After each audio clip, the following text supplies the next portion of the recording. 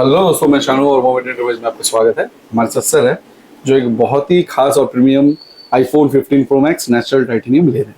तो इसका अनबॉक्सिंग करेंगे, थोड़ा सा सर से बात कर लेते हैं, फिर अनबॉक्सिंग करके आप लोग को दिखाएंगे। सर अपना नाम? मेरा नाम शुभम गांगुली। घर कहाँ है सर आपका? घर है शिव मंदिर में, बीएड कॉलेज। कब से प्लानिंग था सर लेने का? प्लानिंग तो जब से लॉन्च हुआ तब से तो प्लान किए थे कि लेंगे, ऐसा कभी मतलब हुआ नहीं। आज बहुत दिनों बाद, मतलब बहुत महीनों बाद आज प्लान फाइनली आप ले रहे हैं। कैसा फील हो रहा है सर? फील एक एक्साइटमेंट है। कौन सा डिवाइस यूज करते थे इससे पहले?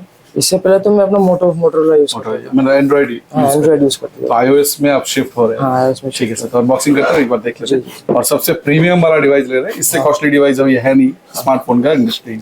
खोल दीजिए सर ये।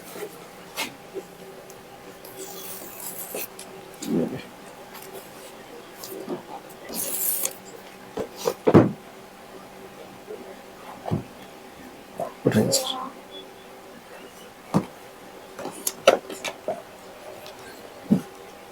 कलर पसंद है? एकदम बढ़िया है। पेपर उठाइए सर।